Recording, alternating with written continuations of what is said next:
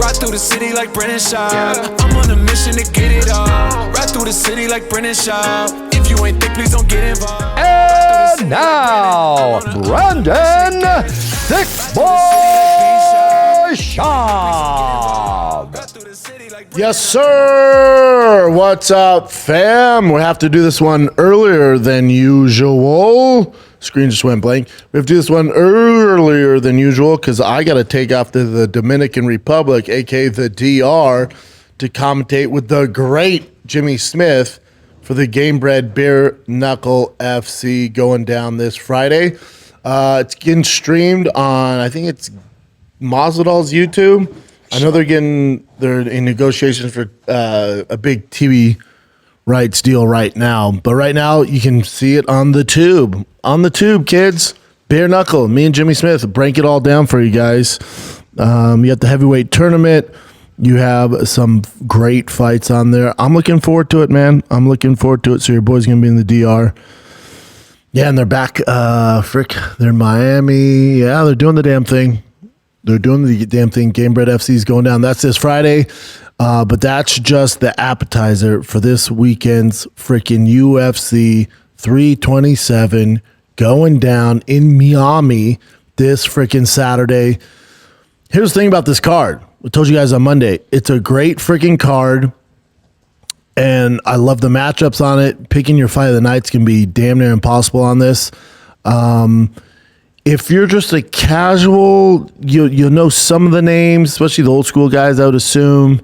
But man, from top to bottom, it's the most thorough card we've had all freaking year. If I had to give this a rating out of 1 to 10, I give this card a 9. Damn. Yeah, I give this card a 9. Now you'd be like, what? 9? There's no marquee guy. Dude, forget all that. Just from top to bottom, quality matchups, good fighters, ranked fighters. This is a 9. This is a good one. This is a good card. You boys finally got a good card right. This is a fun one.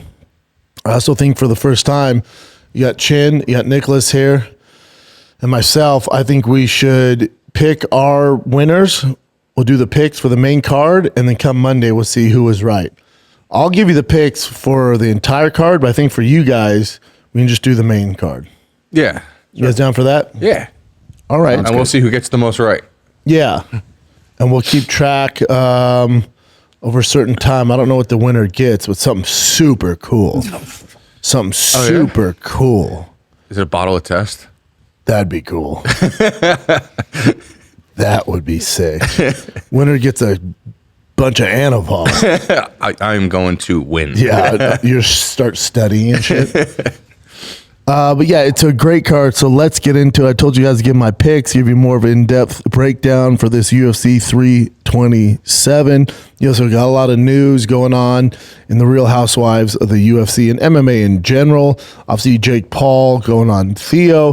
Theo's cooking, dude. Mm-hmm. Theo's cooking. When Nate Diaz, and if you're a Nate Diaz fan, or even if you're not, that's more of the Nate Diaz vibe. Like, he was pretty open, didn't feel threatened. They knew Theo's not going to get him with any gotcha questions. So that's more of real life Nate Diaz, which he's fun, silly, nothing too serious, talks his shit. Like, it's a fun time. Like, that interview was good. Jake Paul also went hard in the paint, which I'm sure we'll get to. But UFC 327. Oh, where do you guys want to start? Do we start with our picks, or you want more of a breakdown? I'll throw my picks in. You gonna do your picks now? I'm pretty confident. Oh, wow. You start with the main card? Yeah, want me to go first? Go ahead. All right, start. Make sure we write these down, Chin. All righty. Now, should be clear, too, before I get my picks, I'm going to pick like you guys are betting on it. I'm not going to be biased. Okay. So, I'm usually always biased. This is if I were to put my own money on these fights. So, I'm picking with my brain, not my heart, which is very rare for me. This is if I want to make money and tell you who I actually think is going to win the fight, not who I want to win the fight. Okay. Big difference. So I'm going to start it off. You know yours already, Chin? I'll go as soon as you go. I'll just go. All right, kicking it off, I got Cub Swanson. Can't lose on WC night. I think Cub Swanson got this. Then I got Dominic Reyes. Okay. This one, I don't know why he's an underdog, but I think that Hokit's got this. Okay. Then Azamat, and now people. I'm a big anime fan, so I got it, and I think Yuri's been training in the mountains, getting bit by ants for no reason, and running up hills with his mouth and nose taped shut. So there's Fair. no way he's losing this. Fair. So you're taking Cub, Reyes. Dominic, Hokit, Mirzakhanov, and Yuri. Yep. Chin? Okay, I'm pretty damn similar. So I got Cub because he beat up my boy, Korean Superboy, bad. I'm gonna go against you here, Johnny Walker, but just slightly. Yeah, that one's a coin flip. Yeah, slightly. And then I have to have Curtis Blaydes. I'm gonna go Paulo, and this is the one that I hate the most. Yuri and Carlos. I want Yuri to win, but I do think this is Carlos this time. Ooh, a little different. All right. Cub Swanson, Nate Landwehr. Oh, I love me some Nate, but I refuse to believe that Cub Swanson's going to be the last WC fighter on the roster, and he's going to lose. He also knows he's going to get that video package. It better be saucy from the UFC. If you're going to do it for Anthony Smith, you're going to do it for Michael Chiesa, you got to do it for Cub Swanson. You definitely got to throw in some of those WC highlights. So I think Cub Swanson gets it done. Dominic Reyes, Johnny Walker, coin flip. Whoever doesn't make the mistake first, he doesn't fight like an idiot's going to win that one. I think Johnny Walker, just his fundamentals aren't there. I'll take Dominic Reyes, and that does not go to decision. Cub Swanson, Nate, I could see it going to decision, but Dominic Reyes, that's definitely finishing with a knockout. Curtis Blaydes, Josh Hokit. Now, this is where if I was betting my own money, I would take Curtis Blaydes. Yeah. The safe bets on Curtis Blaydes. He's battle tested. Josh Hokit, this is a huge jump up. I think for the division and for the life of the UFC, Josh Hokit winning would be great. And that's why they're doing this, and that's why they catapult him from unranked to number 4. It's just stylistically, it's an awful matchup for Josh.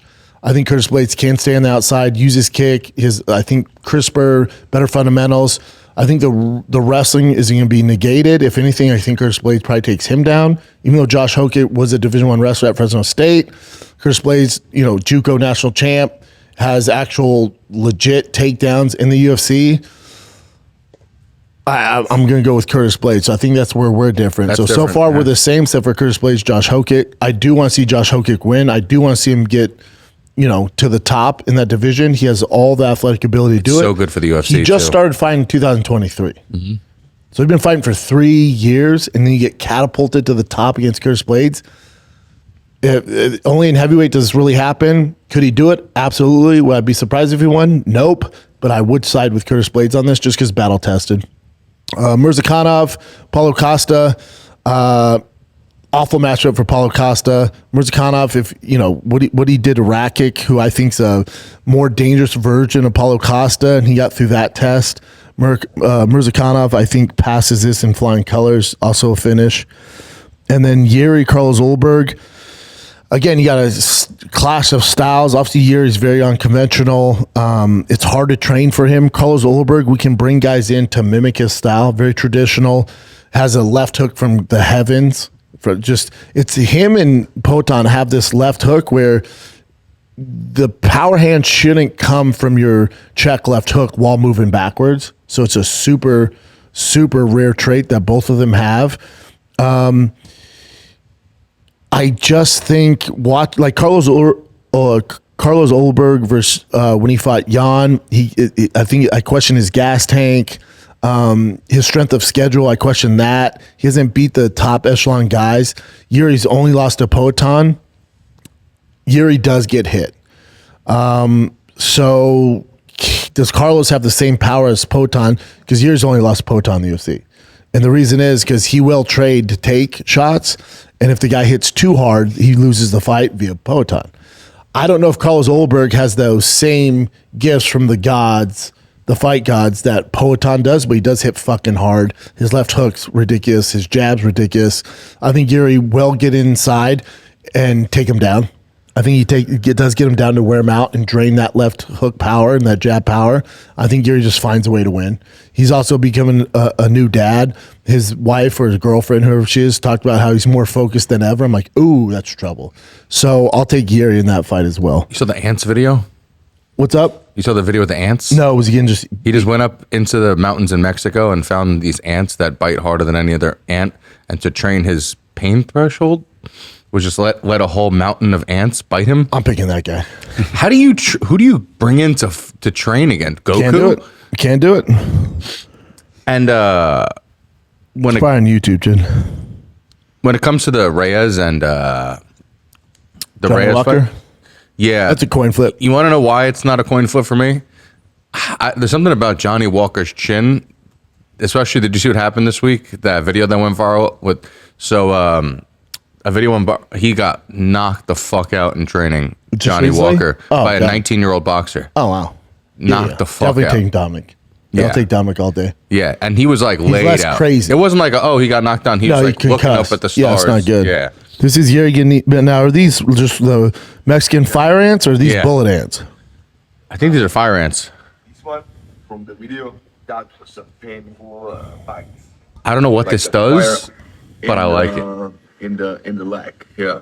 It's all He's all Mexican and There's a whole mountain of ants biting his hand. and just fucking him up. Dude, have you ever seen, like, obviously you guys know Yuri from the UFC and his amazing fights in the UFC. You ever watch him in KSW?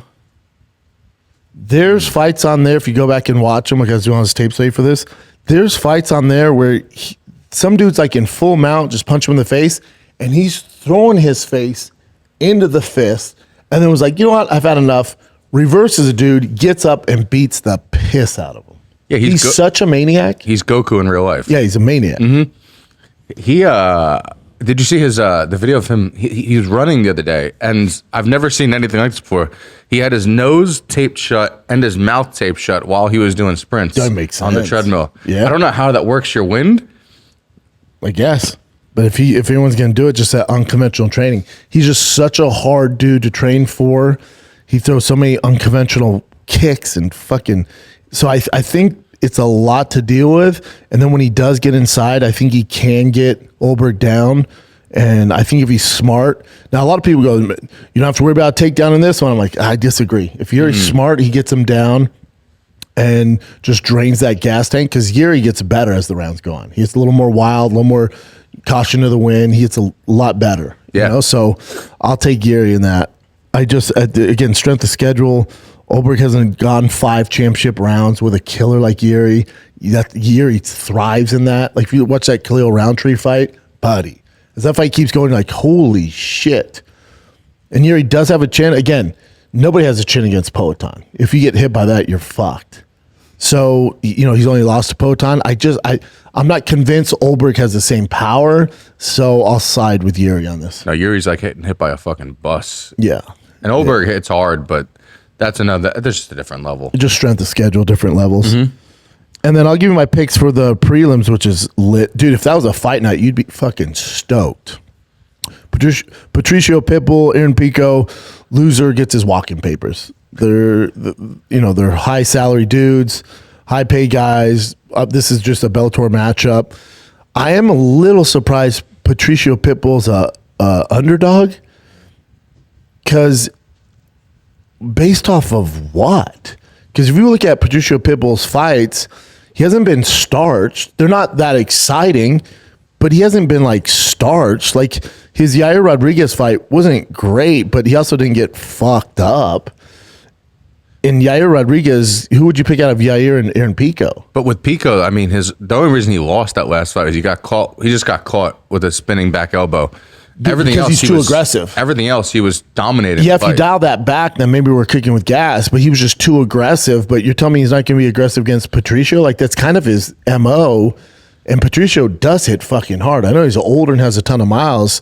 Dan Ige versus Aaron Pico, that's like, that's a good fight. Yeah, I think that last fight with Pico was just like, he just got caught. Learning lesson? Yeah. But that's his thing, though. He's great, but he always gets caught because he does that. He rushes in. Too over-aggressive. He gets over. Yeah. But again, if I was betting on it, go back to the Karchin. If I was betting on it, and with the DraftKings odds, because Patricio's such a dog, I mean, I don't see Pico walking through him. So if I'm putting money on it, I'm taking Pitbull in a parlay because I think Curtis Blaydes, Pitbull, there's one other big dog on this card. Let's go. I forget who it is. Let me see. So we'll start with Yuri and them. So if I wanted money, like I'm literally trying to make money on this, damn, Yuri's an underdog. Oof, oof, oof. Well, I mean, it's like It's 118 basically even money. 122. Let me see. So Curtis is now favored, minus 135. All right, keep going. That's where you make your money right there. I know. So look at Aaron Pico, minus 340. Dude, I don't think it's that big of a gap. I think it is. Plus 270, it's not a bad bet. I'm saying money. Now, I think Aaron Pico is going to win the fight. It's crazy he's a minus 340 because he hasn't done shit in the UFC. That's insane to me. So I would parlay for sure Pitbull in that. And so who else? You got Kevin Holland's a dog. That's not. I think Kevin Holland wins. Yeah, that's see, not a that's bad bet. crazy. Gamrot's probably going to win. Ribovics is a fucking problem. And then Vicente Luque, Kelvin Gastelum. Vicente's a plus 210. The return of Gastelum. If you've been paying attention to him on Instagram or on YouTube, he's in a lot better shape. And Vicente Luque does get hit. Like his head works awful. He gets hit. And Kelvin's 1-2 is fantastic. It's right down the pipe. So it's a disaster for Vicente Luque. So I picked Kelvin in that fight. But again, at a plus 210 dog, it's not a terrible bet. It's not a terrible bet. Kevin Holland, I think he's going to win outright. So I'd throw him into that dog bet. So I'd parlay Luque, I'd parlay Patricio, and I'd parlay Kevin Holland. The three of them, just as dogs. Again, I'm putting $10 to make whatever it is. You're making good money. Yeah, if I was doing a multi, like just now I could just make as many decent picks as I want. I already put 2 underdogs in the main card. So I would honestly, let me see the lineup again. Lineup. I don't think Suarez is winning that. You don't think Tatiana's winning that? I bet she does. You think so? Yep. See, I'm going to go Loopy. Oh. I'm going to go Holland, Yeah. Gamrot, and Pico. Yeah, that's pretty good. But Pico's such a big favorite. You're not going to make too much money. But But that's because I already put my picks on the main card too. So that's what I'm saying. If I was putting like a multi, I feel you. Yeah, I think Kevin Holland gets it done. yeah. Gamrot Ribovics is an interesting one. I think Gamrot wins by decision, but God, Ribovics is a motherfucker. He's so talented. I'm hoping Ribovics wins that. And by putting Loopy, I'm making my money. That makes sense. But that makes sense. I think Pico's got this.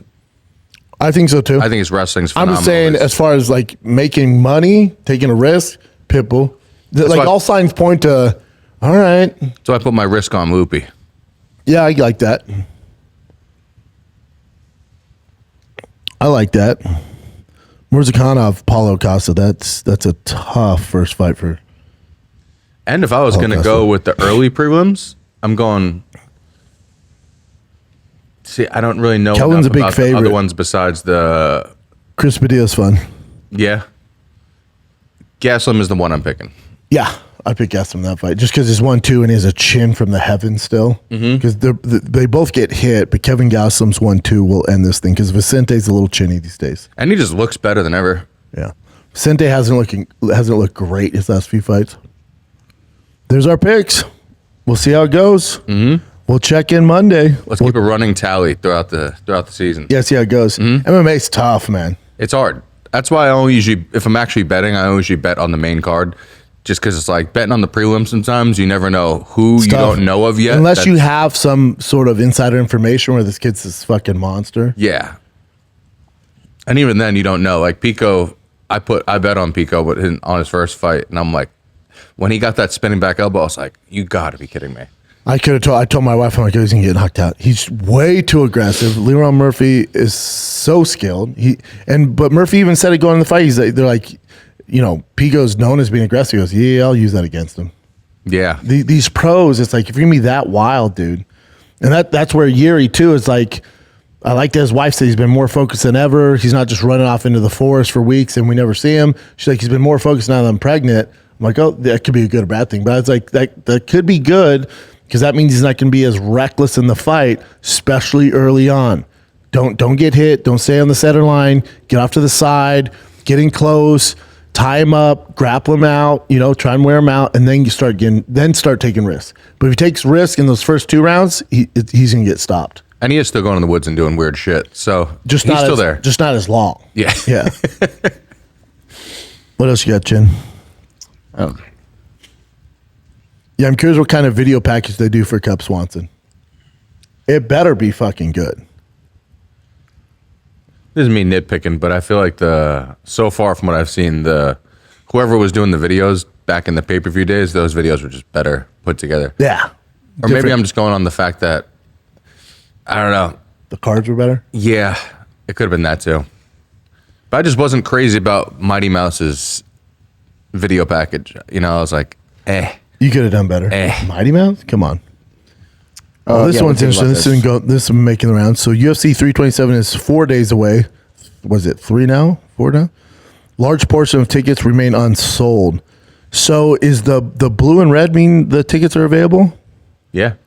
The grayed out ones is the grayed out one sold? Yeah, I think the red and blue are the ones available. It's not terrible, and also Miami does everything late, so I think they're gonna be fine. They always sell out Miami. Again, this card, if you've been a fan for a long time, and you compare it to today's cards, that's why I give it 9 out of 10. But if you're a casual fan and you're in Miami, there's a lot to do in Miami. You got Game Bread on Friday night. I'll be there, so you don't want to get too overwhelmed with the fighting. You got baseball. You're competing with. That's about it. But so it's Miami though. But also, if you look at the price of tickets, like they've outpriced their fan base. That's the other issue. And it's just like with this economy. Look at that. Sorry. Look at that. That's Your like nosebleeds tickets $250.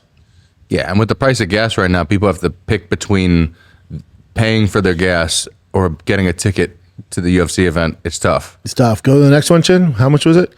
So those are great seats, but there's 57 tickets available. The average price is $1,043.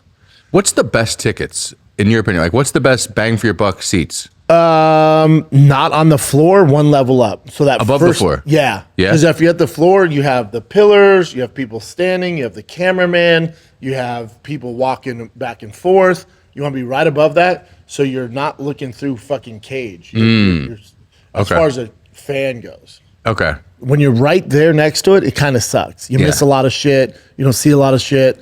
The cameraman's in the way. People are jumping up. The corner men are standing up. You're like, come on, dude. I'm trying to see this. It gets in the way? Yeah. Yeah.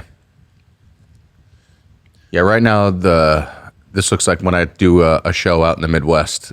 Yeah. 4 days out from the show, Yeah, this looks like I Brian gotta and sell a lot more Irvine tickets. But again, the UFC, that thing doesn't get popping. Miami is always late to the party. It's not like a hot ticket. Yeah. It's not like it's Hamzat Strickland or fucking Poatan John. Like, okay, Yeah. we're not worried. I bet you that turns out being great. I know it's a fun thing to do, and everyone wants to hate on the UFC. Like, look at ticket sales. I think they've outpriced their consumer as far as especially the blue collar goes, where they just give up. They're like, fuck it, I'll watch it at home, especially it doesn't cost me money at home anymore. So they're getting that, and then the ticket prices are insane. Yeah, how many fair weather fans are coming out to see Yuri, and then even less for Carlos Ulberg? Yeah. Carlos Zerberg's not a name in the States at all. Just not a draw. Not yet. If you're in this crowd right here, I mean, I think I've sat here before No, because you want to be here. That's where you want to be. Right where that light's at. yeah. That's the best seat. That does seem like the better spot. best seat in the house. You can see over everything and you can see the cage. Yep. Can you still hear like because I've never gone to UFC live. Can you still hear all like the punches getting thrown like you can in your cage? Yeah, side? because it's also the crowd for the most part is quiet unless there's Yeah. a big moment, but for the most part you can hear everything. I was in the nosebleeds for when Anderson broke his leg. We heard that shit from all the Heard way it up there. It was so bad. Yeah, they're pretty quiet. It kind of sucks. I wish I could hear some of the commentators and stuff. You know what I'm talking about? It's just quiet. I guess Like that a might baseball be game. one of like the great things about probably going to see if you were one of the few people at the Apex when that was happening. You know, like Well, that like when the Apex, the whole idea, the reason that was hatched is because, remember, the Apex is just the Ultimate Fighter. Yeah. So when I fought on the Ultimate Fighter, there was the cornerman, your whatever, 8 other training partners, and the coaches. That's it, and the camera crew. So you hear breathing, you hear everything. When people are like, "Oh, I like it better because I hear the coaches," it sucks for the fucking athletes, man. It sucks 'Cause you're not getting It pumped doesn't up. feel like the big. It just feels, it's a fight, so you're nervous, but it doesn't feel like a big boy UFC event. Might be a little more stressful, right? Because like even when you're doing like Oh, a it local sucks. event, you still have a couple hundred people there. Oh yeah, and we also feed off the energy of the crowd. Yeah. I still watch Ultimate Fighter, and I do love when they show the camera angle where they let you hear the sounds. Yeah. I'm like, ooh. It's dope. Well, we did this on Fire and the Kid already, but if you want to watch it over here, the Nate Diaz thing. Do you feel like that's Jake just talking shit just to try and get a fight happening? No, I think too. Yes and no. I mean, listen, both of them are great at marketing. So what Jake's saying is, Jake's punching power is not great. He's never been a knockout artist. Yeah. But compared to Ben Askren or The guy Nate Nate Robinson. Nate Robinson, like some of these guys that he fought, Come on. he punches harder than them. But to his point, Nate's a volume puncher. He's not a one-shot type of dude. That's what he's saying in a very derogatory way. That's all it is. I will say Him though, and Theo laughing are hilarious. in MMA, Nate takes his lunch I don't know. because Jake is not Logan, where he's not like. I mean, he could wrestle, but he's not like a great wrestler, and he's Compared not to Nate wrestling, Nate has zero wrestling. He has just jiu-jitsu takedown, so trips, stuff Sure. like that. So a good wrestler can usually negate that stuff. But I watched Logan get tapped by Izzy, and out of the two, I'd say that Logan is the better grappler of the two brothers. Probably. It's just whenever you make these predictions, though, it's like, let's see, because if you watch Nate versus Jorge or Nate versus Jake in just boxing, he's definitely, on the wrong side of 40. Sure. So it's like you can tell he's getting a little older, a little slower. So how's that look in MMA? And Jake's not old. So I don't know. I would love to see that fight in MMA. Yeah, as I'd love much to as see it. people hate- I would hope Nate wins. I would hope. That's Yeah. his thing. I would as That's embarrassing UFC because- fraternity. I'd hope he beats the kid that's never fought MMA. That would suck.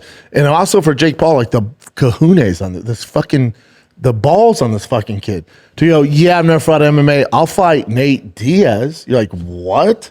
Like that's not an easy day in the office. People could talk all the shit about Jake as they want, but when it comes to people who know how to sell a fight and make money, he knows better than anybody. Because he's like, okay, if I'm going to go into UFC or into MMA and fight somebody, why not someone that I've already proven I could knock out? There's that, and then also, even though he didn't knock him out, but also with Anthony Joshua, it's like, what the fuck? He's like, I'm gonna do boxing, but I want to fight the big boys to make all the money. You're like, what the fuck are you doing, dude? And you could hate on it all you want. I think he's smart in that sense where he's like, all right, if I'm going to get into this, I'm going to make all the money. Agree, and I think he knows this isn't like a 10, 15-year career. No. I think he's like, I'm gonna make all the money possible, get my name as big as it can possibly be, and then sell this energy drink or all this other shit. you Yeah. know? It's He's smart. Yeah. He's smart, and he actually backed it up though. He actually trained like crazy. He's good. He's actually puts the good. work in. Yeah. All right. Here's the. There's so many funny parts of this. Mom's life, rest in peace. Striker down God. Nate Diaz is the lightest and worst puncher I've ever fought. I never say the word. I think it's like super offensive. I would never say it. When you see someone that's retarded, like it's just hard to like comprehend what they're saying. If he beats Perry, I want Nate in MMA. I think it's gonna happen though. You think he could beat Perry? Yeah. They're just such both unique guys. What's the program you have with the charity? Parents of autistic children giving them like a day off. That's why this fight is awesome, is like their parents are both gonna get hella days off. So funny. They're both laughing. I mean, I don't see it, but Dude, yeah, if it's I think collecting they're money, I'm fucking in. Smart. I think they got the toughest fucking autism that there exists. Yeah, yeah. I wish I had that touch gloves, Chisholm. You know, that's what I want, dude. If they were starting a company, would you invest in it? Come on, bro. That's crazy, bro. That's a crazy thing to ask somebody and during the daytime. I'm pretty sure it's like 6. If it were like a dog catching business, fuck yeah, bro. If it's like, bro. doing taxes and shit, nah. If it's fucking getting your money back from somebody down the street business, then take my money, fellas. You got it. I'm in, dude. There's a female fighter. It's just hilarious. So fucking funny. I mean, Jake is king at selling a fight. Oh yeah. Yeah, I could see it happen too. I bet. And Nate's been talking about taking a fight with him, but MMA would be great. I don't see him box again. I'm all set on that. That's not going to sell any tickets. But MMA, all right. No, but even dude, that gets even more eyes wanting to watch the Mike Perry versus Nate, which is he benefits from. Mm-hmm. He's smart. He knows exactly what he's doing. Yeah. Because even if you weren't someone who was invested in it, now you're invested. Like, ooh, I wonder if he wins, do I get to see the? Yep. You know. Now, does Nate still want to fight? What? Jake, if let's say he gets beat up bad by Mike Perry, what's that do to it? You know.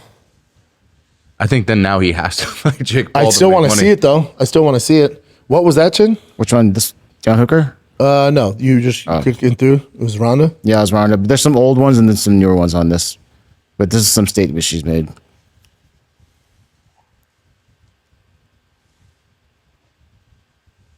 No, this is super old, Bubba. Yeah, but I mean that's what it says. Some old ones, some new ones. So and there's this one here. So Ronda's talking about the rivalry between her and Gina Carano. There's no rivalry, but she's saying the rivalry of them versus Paramount, not her and Gina. Paramount just barely came out though, so they're talking about her and Gina, but then she's gonna say no, she's saying it's layered because it's UFC versus Netflix. That's why she's saying it's layered. There's her and Gina have no history at all. She inspired Ronda. It's not like they dislike each other. So when she goes, bet we can beat Paramount Plus. Yeah. And UFC with the, okay, whatever. She's trying to sell. Yeah, she's taking a page out of Dana's book, making a competition. The issue is, and this is in one of the fan questions I saw earlier, it's like, I think he's from the UK or Australia. He's like, hey, we don't have Paramount over here. Oh, really? Yeah, he was like, I think like in the UK, I think it's on HBO. So he's like, so when you say, Netflix can beat the Paramount numbers, he's like, that's literally just for the United States. He's like, because we don't watch the UFC on Paramount over here. He's like, so they're going to blow them out the water. Interesting. And they're going to use those stats for sure. Yeah, you can't use those stats. He's like, Netflix is going to destroy them. Yeah. Because more than half the world doesn't watch it on Paramount. Nor do we have it. Does it count towards Paramount's numbers? Because I know, because stream from Paramount, right? Because if you go on HBO, TNT out in the UK, yeah, that's not Paramount, right? And you have to download the app, so that's how Paramount's doing it, based off of the subscription, right? I think so, but like if you go on HBO, you scroll down. You can do like this temporary thing, like it's like a temporary Paramount Plus subscription, but you can still watch it through HBO. Oh, because Paramount and HBO are all one now. Right? So I'm wondering if that's going to count on Paramount's numbers or not, because HBO is still one of the bigger platforms. Still, Paramount and HBO compared to Netflix ain't shit. I think between the two, it gets a little closer, but it's still, now you're making it even harder to watch. It does make it harder to even watch the fight. Makes So, yeah. I don't know. I don't think that.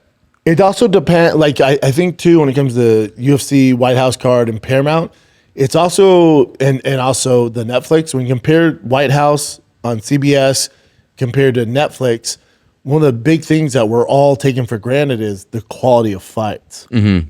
So if MVP's card is lit and it's back and forth and it's great, and there's finishes or there's great fights even though it goes to decision, and then the White House is kind of super boring. All right, well that's easy. But when you're talking about just the actual product, those that UFC White House card is set up to be a pretty fucking good card. So let's say, how would you feel if the Paramount and the CBS deal and the White House card, it's one of the best cards you've ever seen. There's finishes, there's back and forth, fight of the nights, insane, whatever it is, 6 or 7 of the fights are insanely good. But it didn't get as many views as the Netflix MVP. Would you still say and let's say the Gina Carano, Ronda Rousey, Nate Diaz fight, they all go to decision. They're kind of boring. The pacing sucks.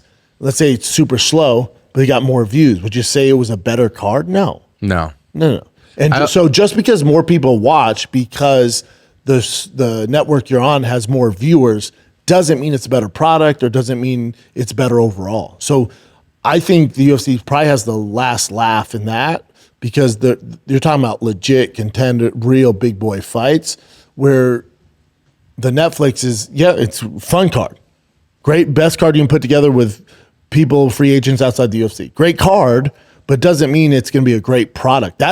We'll see. We don't know. I honestly think, though, that if the UFC can nail down the logistics of the heat in the summertime of DC, ton of variables for both of them. If they could nail down all those variables, I do think that it's that and UFC Fight Week are the two, International Fight Week are the two best cards of the year, and they are that good that it's going to be hard for UFC for the rest of the year to even keep up with those. Yeah, maybe it's not the card that we wanted, but it is still. It's the biggest stars right now and huge. The best fighters. Yeah. I'm just Ilya and Alex guy. Because there's potential when you're dealing with older fighters. Like, let's say Francis' fight goes out, he can't get a knockout. It's lay and pray, the guy's sitting down. It's a boring fight. Or let's say Ronda can't finish Gina in the first round, and Gina's like kind of keeping it standing, landing some shots, but her timing's a little off, and that goes to decision.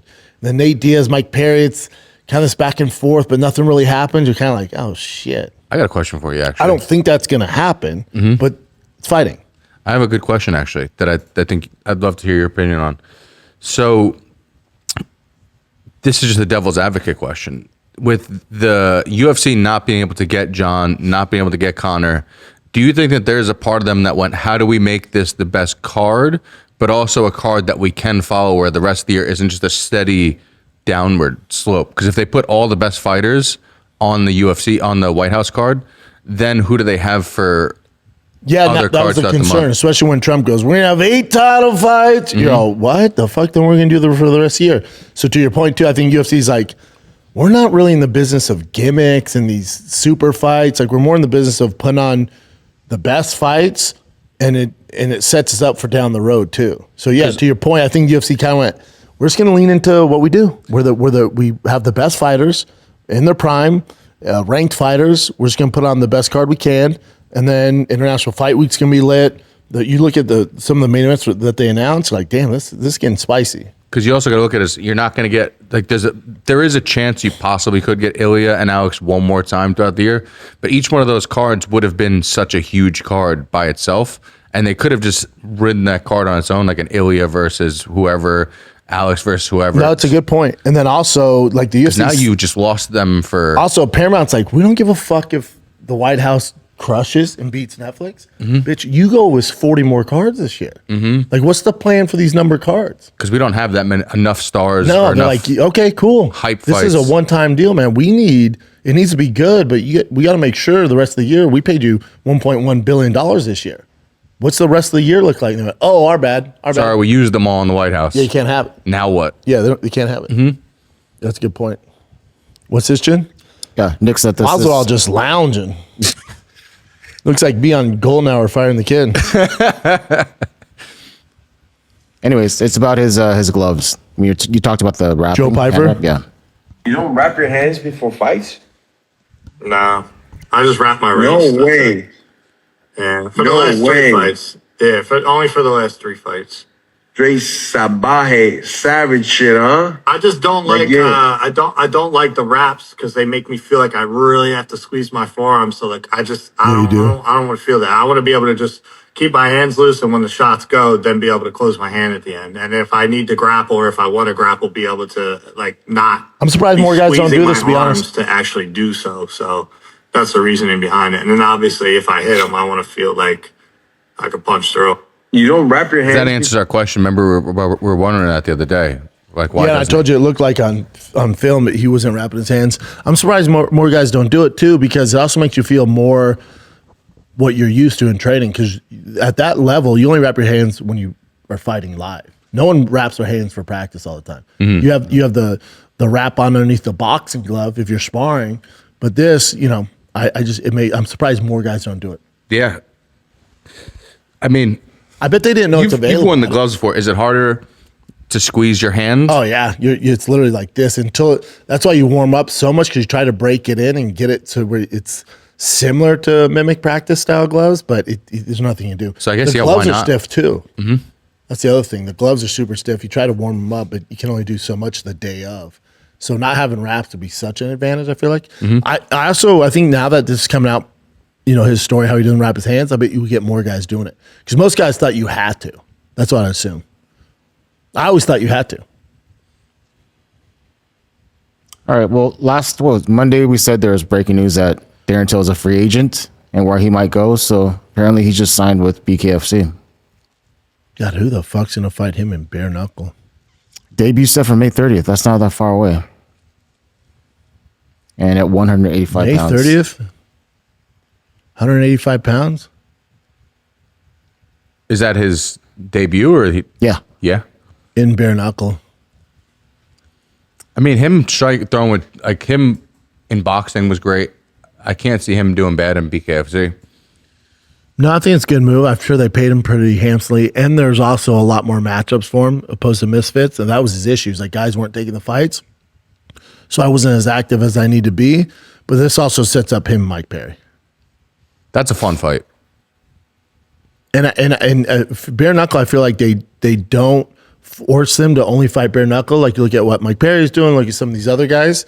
So I also think it gives them the freedom where if Nate Diaz is feeling froggy, he can fight Nate Diaz in MVP. He can fight Mike Perry in bare knuckle. He can do this. He can do that, So it's smart. Again, I like to see him succeed, man. I liked him I was a big fan of him back in the day.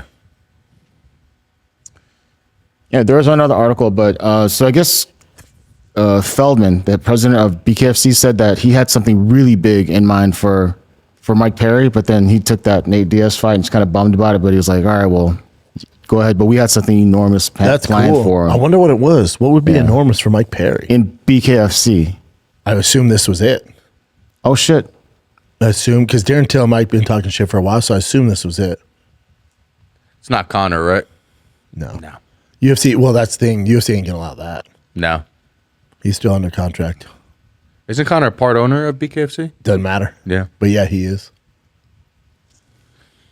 And, Conor said he wanted to fight in BKFC too. But I mean, it's just like, I love fighting and I love like extreme stuff, but something about just like cutting, the faces. You know what it is, James? You just got to watch it more. Because I was like that at first, and then I watch Backyard Brawls. I watch BKFC. Mm-hmm. I watch that bootleg slap fight league. I watch it all, man. Mm-hmm. I'll watch if they're fighting Gamebred FC. But the difference between Gamebred FC is it's actually MMA. So that's why it's not all just for the majority. There's not a lot of grappling going on. Gamebred FC. It's tough, man. Also, Karate Combat, sick. Yeah, karate. It's all of it's good. One championship stuff's good. The Muay Thai is good. With Gamebred FC, the first time I ever saw it was when I was commentating, and I was like, "Oh my god!" Because the majority, if you look at the matchups, a lot of strikers, not a lot of there's barely any wrestlers, if ever. So it's all it's basically stand up, but MMA, so kicks, elbows, all that shit. These dudes get fucked up, man. Mm-hmm. Yeah, some of those knockouts in Karate Combat, you go, oh, bad. Yeah, and those are giant gloves. And with Gamebred, the big thing is the cuts. Because you're not seeing a lot of young like prospects enter into it, so it's usually the older vets that we know who specialize in stand up or they want to just do stand up. So they have a lot of scar tissue, so the cuts are bad because they don't have scar tissue. So there's a lot of blood. End of story. There's a ton of blood. What would you say is like the big difference, Gamebred, in regard to compared to the UFC? Yeah. Just the violence, like when you see a guy get knocked out barehanded, you're like, fuck, dude. Mm-hmm.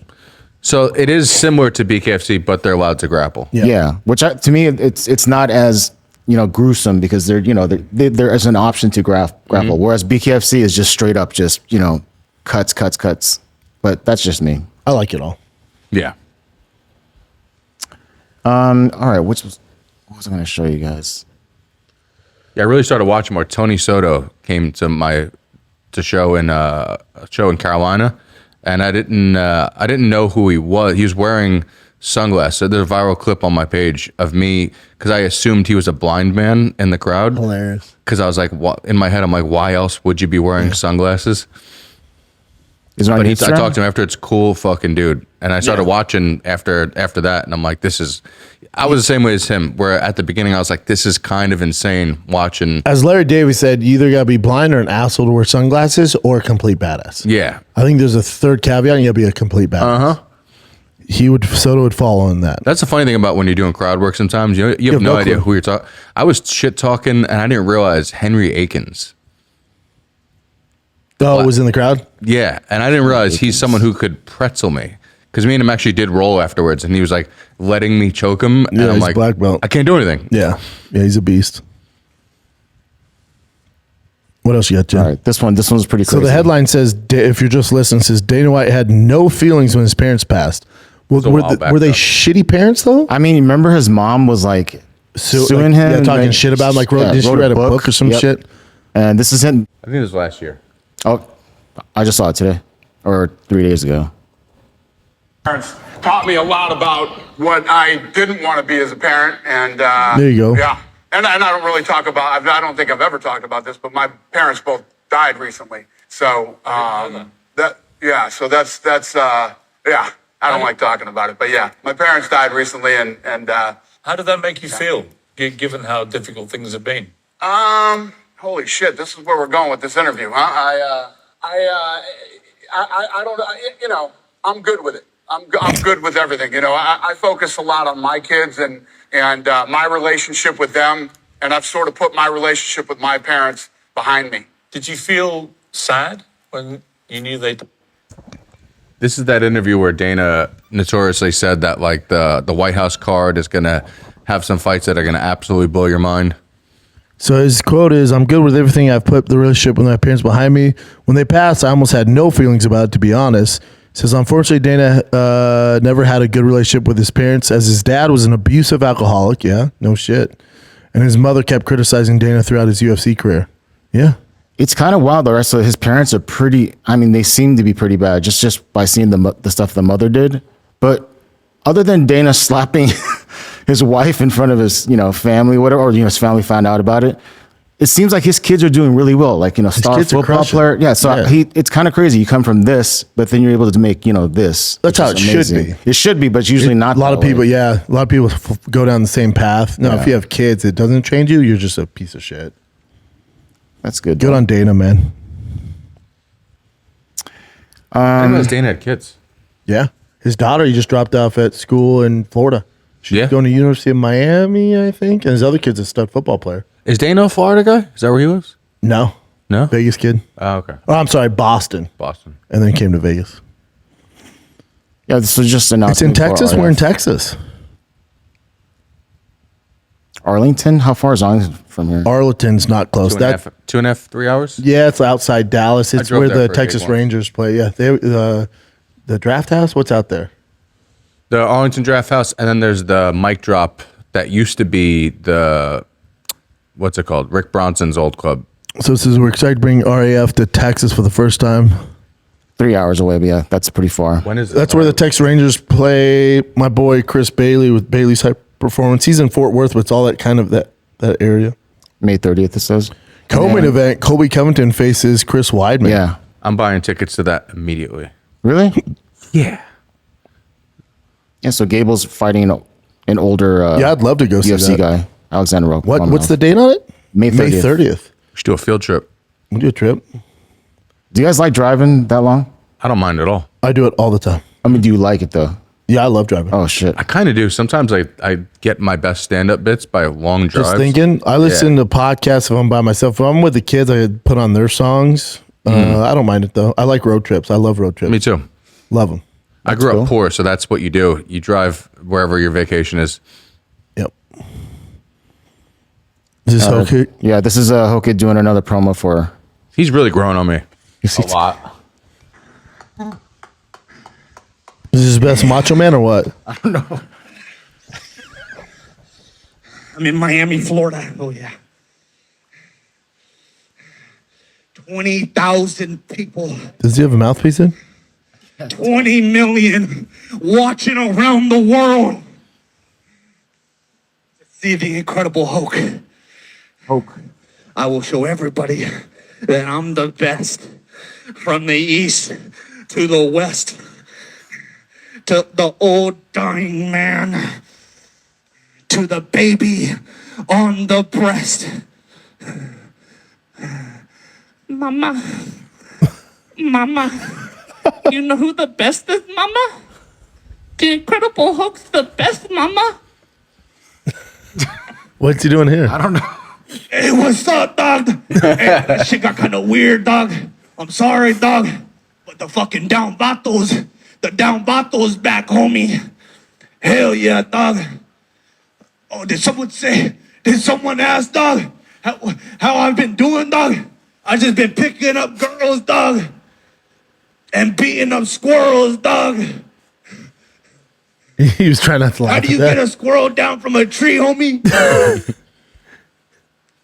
You drop your pants and show him your nuts, homie. Dang, that was a good one, homie.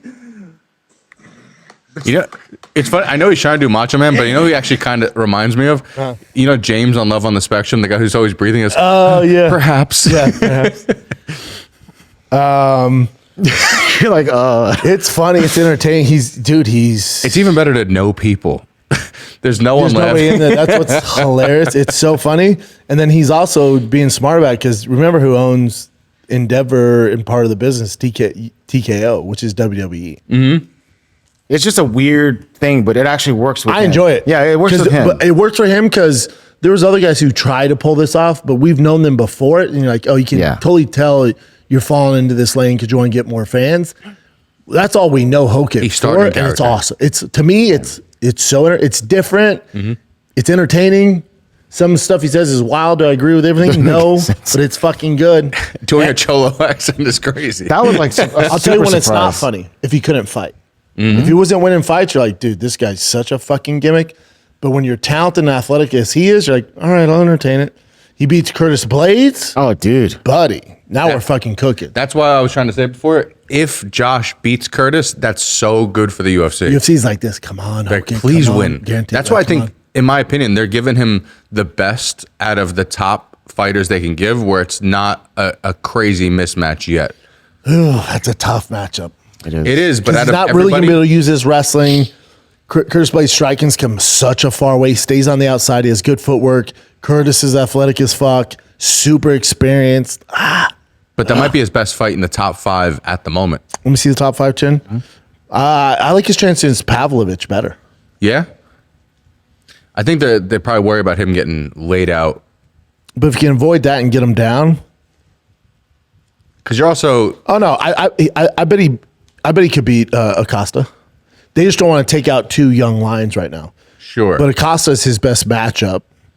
Do you think Curtis Blaydes is someone they find, no offense to him, but expendable enough 1,000%. Where they're like, okay, if Josh they can't market him, they've already given him his chances. It didn't come to fruition. He's a beast. He has like the most takedowns ever, so they don't like that. I just stylistically, it's tough for Hokit. If he gets past this, we're going fucking sizzler because Acosta, Pavlovich, Volkov, and Cyril Gane are easier fights for him than Curtis Blaydes. But he also might be the vice versa, able to counter Curtis' wrestling. I mean, he's a Division I wrestler. And he's All-American. Mm-hmm. It's just Curtis Blaydes' MMA wrestling, his double leg and stuff is dangerous. Mm-hmm. It's the worst matchup for him, and they're literally like, hey, get past this, and we're cooking. Because you beat Curtis, he'll be ranked 5, and then say you take out Volkov, okay, now you're looking at a title shot, and you've only fought for 3 years? I think that's a little fast for him, though. Oh, dude, he's not ranked. He's fighting number fucking 5 guy in the world. But I'm saying, if he gets number 5, do you think that you give him Volkov right away, or do you? Give him, what else are you gonna do? You're gonna fight. If he beats Curtis, there's only one way to go. Then you got Acosta. That's probably his easiest matchup. Gane, one of his easier matchups. Pavlovich, all right. Volkov. So it's like, so you just give him one of those in the top 4. He beats them. You just beat 5. Then you just beat a top 4 guy. Now we're title shot. Yeah. And it's also, and if he's undefeated and with the gimmicks he's doing, it's must-see TV. He has a great background in football and wrestling. He's American. They want to push the Americans. I don't see why they wouldn't do it. I would love to see one more fight before he gets I would the like to title see shot. one more fight before fucking fight number 5. You know, like on rank to 5 is fucking wild. Yeah. Like I would like to see him against Derek Lewis. I think he beats Tyler Fortune. Like he's not ranked, and you're fighting number 5. There's a reason why they're doing it. They're pushing. They need There's a this. huge reason why they're doing it because, like, okay, this guy, either people love him or hate him. He has a crazy athletic background. He's also undersized for the heavyweight division. Let's get him up there. If you can get by Curtis, they're not going to give him like number 10 or 11. You beat Curtis, you get one more, and then title shot. And it's fresh blood in this division that's fucking land of the dinosaurs. So if Cyril Gahn loses, okay. Poton Hokit, like that build up, dude. Mm-hmm. That'd be fun. Seeing him in Brazil talking shit. Yeah. Chael Sonnen style. Yeah, hilarious. I'm all for it, by the way. I was surprised when I found out that Curtis Blaydes' salary was like higher than I imagined. So that's probably another big reason why they want to take out Curtis. Like we're paying this guy too much. I was actually, I forgot what it was, but it was actually higher It's than like I thought. 600 something thousand a fight or some shit. All right, so Roger Huerta, apparently he's going to be participating in the 1 minute scraps that Dan Hooker does. And that's just, I don't know why that bums me out, but it does bum me out. The last thing I've heard of Roger Huerta was him getting in a street fight. With a Texas here. Saving a girl. In Austin, he beat up a Texas Longhorn. Uh-huh. The big boy fucked him up. Yeah. I used to train with Roger. Did you? He used to come to Denver and train with us, yeah. And he was dating the girl from that 70s show, the redhead at the time. Yeah, You yeah. bring her, and you're like, oh. Laura Prepon? Yeah. Donna? Yeah. He was the man. Yeah. Ooh, he has a nice. But Aaron Toe already has a bare knuckle fight in about a week and a half. If he pull up, all good from that.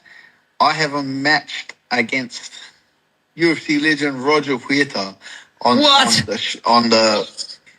the 1 minute scratch show. I have so he pulls up from that fight, all good. We got Aaron Toe versus Roger Huerta in that fight. But yeah, I've got guys. Hemia here. How did this come together? What the hell? Hemia Hio is top 10 heavyweight in the WBO in the world. I've got him locked in against Herman Purcell, and that'll Holy be shit. the number one contender fight. That'll be the number one contender fight for. Yeah, I like what Hooker's doing. Good for him. But I mean, how do you feel about Roger? He was on top of the world, and now he's doing this 1 minute scraps thing, you know? Don't be such a Debbie Downer. What's I know, he it supposed just to be kinda doing? bugs- He's also 40-something, dude. I don't know, maybe do something else. Yeah. Carpentry? I mean, instead of fighting, I think he did his work in fighting. He should probably do something else. That's a downside about most fighters, though, is once they've been doing it, not everybody could do like podcasting. Not everybody could do that. It's all they know. Yeah, kind of bummed me out.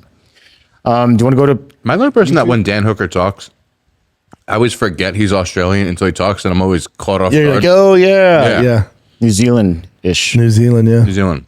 All right, time for those fan questions. So a lot of you keep asking where you submit fan questions. Easiest way to get your question answered is on the most recent YouTube video that we drop. So submit them down below. Submit your questions there. Nick can see those. They bring it up here. So YouTube's very easy. And then also my Instagram story, I posted on there. We do this twice a week. And then on Sunday, it's all new questions that you guys bring to me. So we'll start with the YouTube ones, then we'll get to the Instagram ones on Sunday's show. But to get your question answered fastest and more currently on the show, submit down below in the YouTube question. So shout out to you guys for all the questions. Can I give one heads up? The people who do this, where they write fan question above it, makes it so much easier to find these.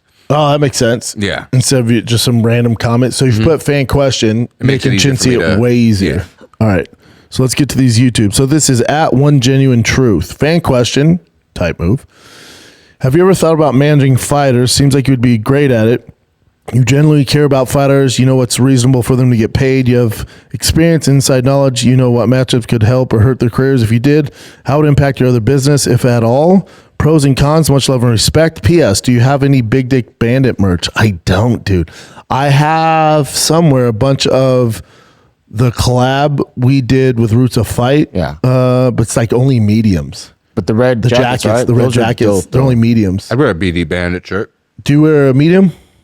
when I'm on my cut. Yeah. Because I have the sickest jacket for you. Those are so sick. I still wear my green and red one. I have the. Is that the green red one that I have? It's like You have a green one. Army green. Yeah. We have green or red. It was probably one of the coolest. Yeah, jackets shout out to ever, Roots of man. Fight. Yeah, Oh, we had it's the so dopest sick. merch with Roots of Fight. Those were the days. All right. Have you ever thought about managing fighters and how would it impact your other businesses? No, not really. The only thing I'm down to managing as far as athletes and fighters go are my 2 kiddos. That's all I really care about. I don't know. You just pull away from something I'm doing. It's also a lot of headaches. And also I have, history with these matchmakers. I guess I don't with Hunter Campbell. It's just not something I'd want to do. I mean, listen, most of the fighters know this. If they reach out to me, I'll give them my thoughts and help as much as I can. I don't expect anything from them, so they can always reach out. But as far as straight up like managing guys, no, not my forte. I think I could be pretty good at it, but no, I get too much on my plate already. The only people I want to manage are my kiddos. At Daniel Galvez 1142. Hey B, do you think it could happen? MVP purchasing up small organizations and give up one-type fights, maybe even tournament-style competitions? Again, we'll find out a lot more depending how the card goes in May with Ronda and Gina and Nate Diaz and Mike Perry and Francis, right? So we'll see how that performs. And I think if it goes well, we might be cooking with gas. And then whoever did the matchmaking for that card knows what the hell they're doing. It's fantastic. So I would hope that, and this is good for the UFC, this is good for the fighters. So I'd hope that Netflix goes, yeah, this went pretty well. Why don't we look more into this? Why don't we buy LFA? Why don't we buy fucking KSW, which would cost a lot of money? Why don't we start looking at young prospects from Cage Warriors? That'd be cool. They have the money to do it. So yeah, I think they could get it done. You think there's just not enough data out yet? So once they get I the think data, in order for Netflix to prioritize it over fucking Narcos 4, whatever the fuck they're doing, it would have to do gangbusters numbers. And then they're like, all right, we got something here. Where do we go from here? Mm-hmm. And someone's going to go, well, we can just keep doing these, which I don't know the longevity in that, and hope some of these bigger names in the UFC come towards us. We can hope for that. Yeah. Or if you really want to kind of get this thing cooking, we can purchase LFA, KSW, sign some Cage Warrior guys, and really invest and grow our own stars because we have the film crew, we have the network to do it, which would be amazing. Netflix has to see the numbers before they start making any moves. They're probably using this to get their data and just go, all right, here's where we can go from here. If the data is shit. But I also think if the fan base who doesn't have Netflix or people that don't have Netflix, it ups their subscription, then they're like, okay, we got something here. And then they invest in really longevity of MMA. But right now, it's just spectacles. Yeah. One-off, Super Bowl, one-off. And eventually somebody hopefully can get in the ear of whoever fucking runs Netflix and go, yo, man, we actually do something pretty cool here. Netflix is organized too. They definitely, it's not like they're just messing around. If they're going to do something like this, they have a division for it set and ready to make moves depending on what, like. Another thing too Netflix is organized. Jake talking about fighting Nate Diaz in MMA.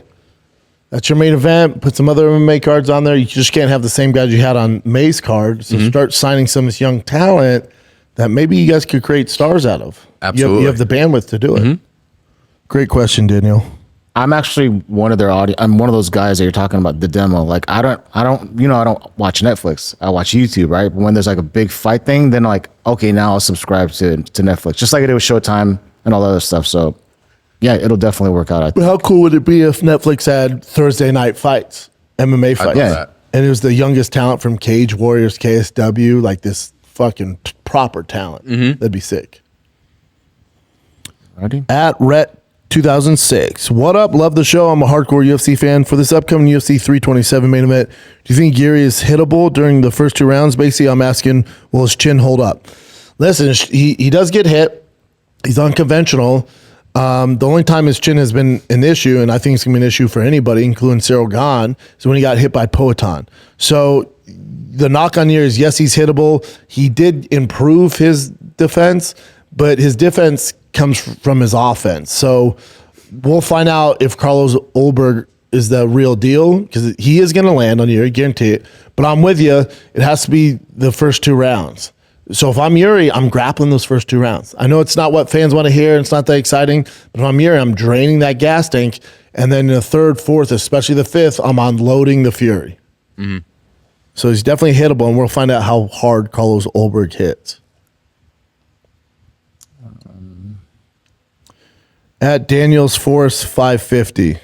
Fan question, takeaway, Van versus Tara. What UFC card is better on paper? UFC 327 or UFC 328? They look almost identical. Let me see 328, Jen. I'm going to say 328 just off the top of my head, because Khamzat Strickland's the best fight on paper and style matchup you can possibly make right now, currently in the UFC. Yeah, and you also got Volkov and Acosta. Ooh wee. Khamzat, Sean Strickland, take my fucking money. Joshua Van, Tatsuro Taira, Volkov, Cortez. So again, Acosta and Hokit, they're kind of like, hey, let's get some fresh blood in here. So that's what's going to happen, I would assume. So if Acosta wins that, Hokit wins that, this will be for title eliminator. I even love Brady versus Buckley. Everything about this card. Fantastic. Yeah, everything King about Green, this card. Jeremy Stevens, yes. Jan, Guskov, Kopolov. Yeah, so the preliminaries down aren't as good as 327, but let's just go main card versus main card. That's kind of what most of the casuals care about. I think this main card is better. Oh, yeah. Just because the implications at the very, very top, Khamzat Strickland, good God. Best matchup the UFC can possibly make. But Topuria and Armin is right there. That's like 1A, 1B. And then you have a similar fight, Curtis Blaydes, Josh Hokit. That's gangbusters. And just look at the co-main event. You have Murzakanov and Paulo Costa. And then their main event is for a title, Joshua Van, Tatsuro Taira. I would say 28's even better. I like seeing Jeremy Stevens. Yeah, me too. And King Green. I love both those guys. Uh-huh. So I think UFC 328, to wrap it up, UFC 328, overall, main card is better, especially you have 2 title fights on there, and one's like the most marquee title fight of the year so far. And then the other 3 fights are great. But the UFC 327, from complete quality from top to bottom, from prelims to early prelims, is better. But their main card's not as good. To me, 327's a 7.5 out of 10, and 328's an 8. Man, you're a tough critic. I give 328 main card 9.5. I give 327 main card a 9. I give 327 from top to bottom, including the prelims, a 9. And I give 328 from top to bottom, including the prelims, a 7.5. Because those prelims are not. What was your main card rating for it? 9.5. Damn, you got to watch Dave Portnoy's pizza reviews. That's how I rate my UFC card. Because you got to give room for there's always could be a chance to be better. Yeah, true. Well, 10 would be better. What's a 10? What is a 10? UFC 100, UFC 200. Fair. Not the White House. I mean, the White House is 9.5 though. 100%. At the Bearded Clam 8942. How'd you come up with that name, dude? Bearded Clam. Fan question. We are not getting the fights we want to see. We want Jones versus Alex, Conor versus Max, Izzy versus MVP. What needs to change to get these matchups? Can't go on fake an injury to move Jon Jones in. Even if it were a fake an injury, I don't think they bring Jon in. They don't want to pay. John's too busy fighting in traffic. He's too busy fighting bad drivers. We're not getting the fights you want to see. What could change that? I think the disgruntlement. I think Hunter Campbell's hearing it. And notice it was a rough start. It was a rough start to the year, but they're starting to gain their grounds. I think Hunter Campbell's kind of getting more familiar with things and realizing, oh shit, I just can't do what's best for the shareholders, actually got to put on good fucking fights. So you look at UFC 327, fantastic, top to bottom. UFC 328, pretty fucking good. So it's getting better, and this is a good sign. And I think eventually you're going to get those matchups. When it comes to Conor, when it comes to Jones, Izzy MVP they could easily do, and they should. I do think there's a chance we could get that unless they go Izzy Bo Nickel to build Bo. But Jones and Conor's, you're just talking about different animal. Because you're talking with guys that have never dealt with that magnitude of a star, and they demand high dollars because they deserve it. So they really don't know what to do with it. But they're going to figure it out. I guarantee you they figure it out. I don't know if there's anything they can do, but I think the only thing they could do Pam. is like what we were saying before was like you can't use up all your stars on this card that are like UFC's current stars right now on this card, because then who do you have for the rest of the year, or at least for the upcoming months? So yeah, like if they announce in December you're getting Jones, because Conor, we're getting international fight. I was gonna say, if you bring in like old stars that like, you know, Jon Jones that only has one more fight, or like a Conor McGregor that would only do one fight, those are the only ways you could actually juice up this card, because otherwise you're risking the rest of the year. Also, think about this. Let's say you do Jon Jones versus Poatan, and Jon takes him out. Takes out your star, takes him out. Where do we go from there? Because Jon said he's only doing one more. So, all right, here's Poatan versus fucking Tom Aspinall. You're like, yeah, but we just saw him get dominated. So this guy's the best, but he's not fighting? Yeah. But then Francis is also the best, but he's not fighting? Yeah. Yeah, but watch this. This is the best heavyweight on the planet. Like, no, we just saw him lose. That's a really good point. So I think the UFC is kind of like, Jon only has one. He's going to be highly favored against Poatan. Why do we want that? Let's have Poatan, who is a better matchup against Cyril Gane, have him take out him. We owe Tom Aspinall. Dana fucked him over. The UFC's fucked him over. We owe him. He's going to come back. You do Tom Poatan, and then now we're cooking. Now we do have the best fighter. That's a good point, because what are they going to pay Jon $50 million to ruin the division? And dip out? And then go fight fucking Francis? Yeah. What the fuck you? Yeah, I didn't think of that. It's a business. Yeah. No, they're like, whoa. Jon, you have arthritis in the hip. You only want one more? No, we're not going to give you an easy matchup, dude. Yeah, you ruin the division. You're going to fuck us. That's our then you're star. going to dip out and then go fight Francis. Francis beat you. Now we really don't have the best fucking heavyweight. Huh. Yeah. I didn't think of that. Yeah, they're playing chess and we're fucking Here's the thinking most money we've checkers. ever given anybody to ruin the division and our star. And dip out. That's a good point. And dip out. I didn't think of that. Ooh, long one. Shane Sutton, 7061. Are there 7,061 Shane Suttons? He had to do 7061?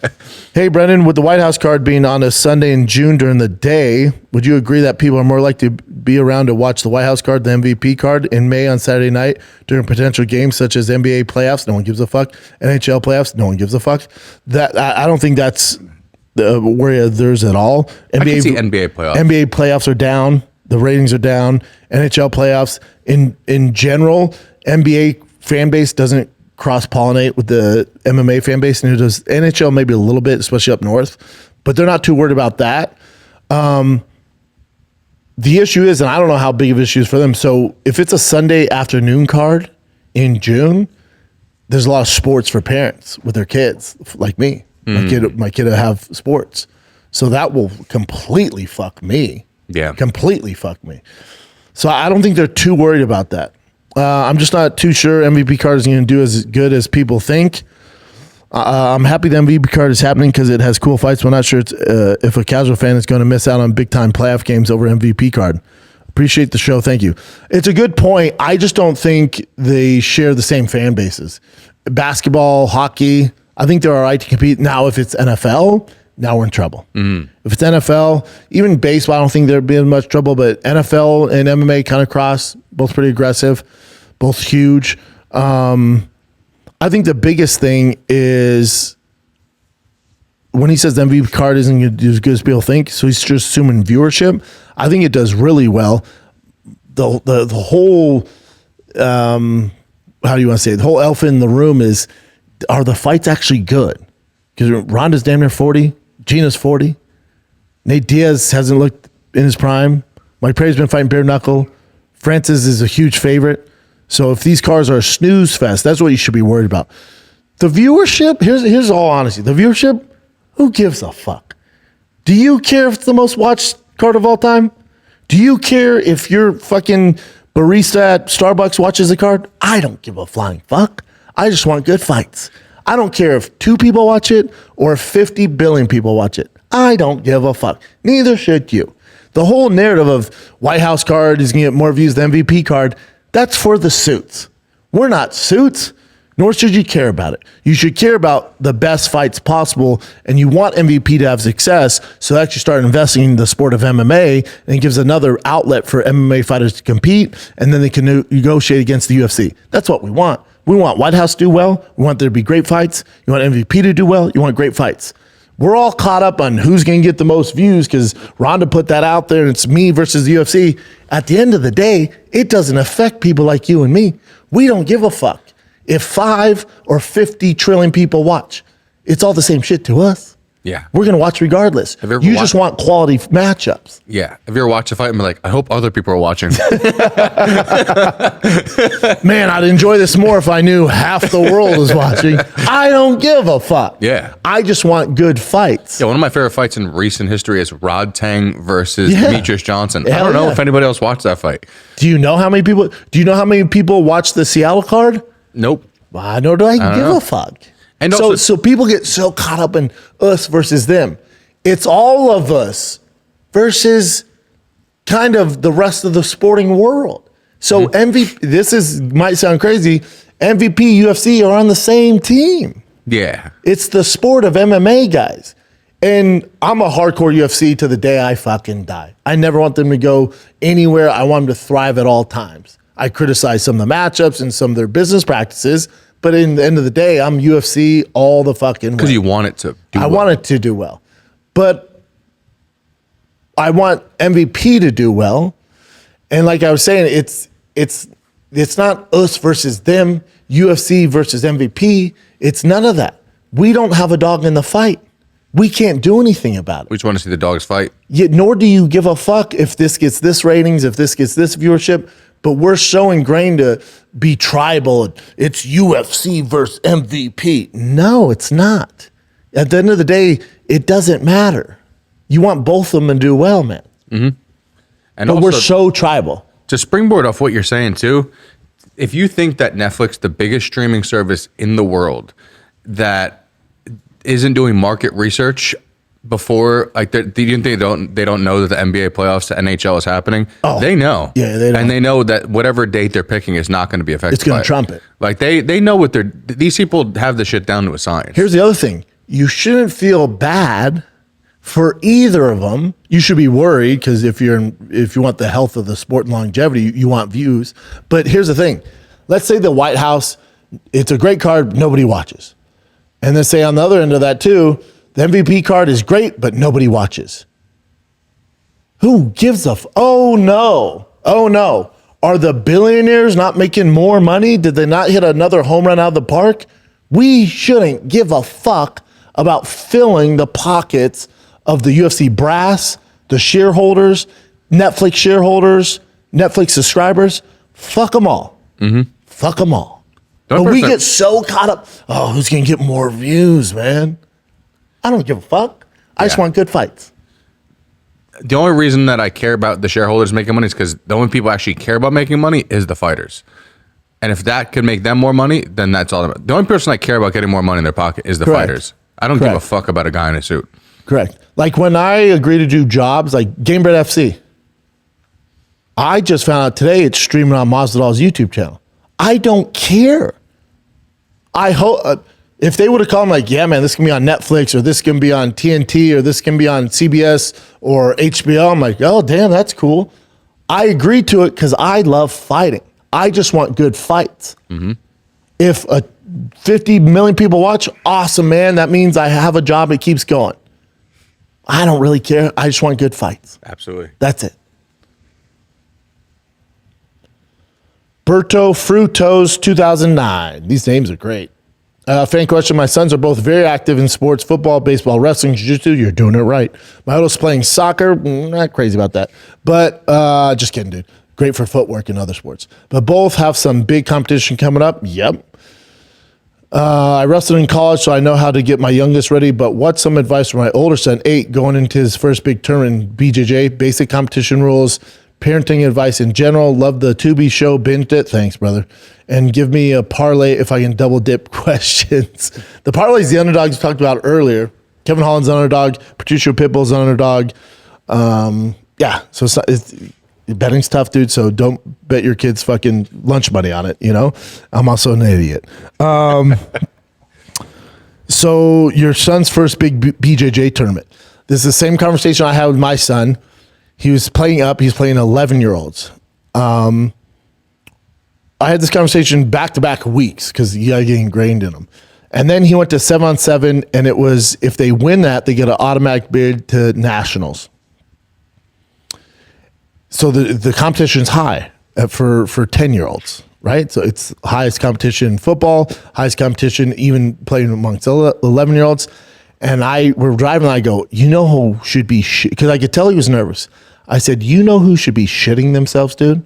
And he's like, what? I tell he was nervous. He goes, what? I go, the people that are going against you.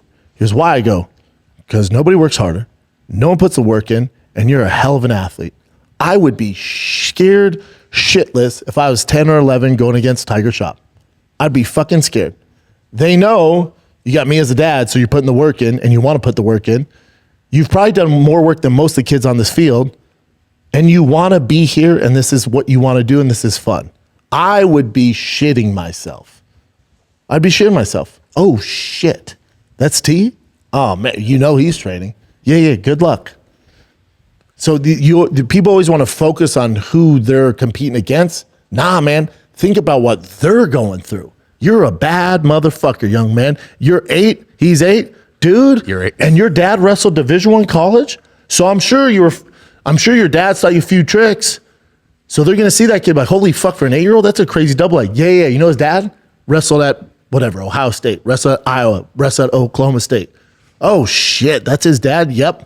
And his dad's teaching him the ways. You're in trouble. You're in trouble, man. What's your dad do?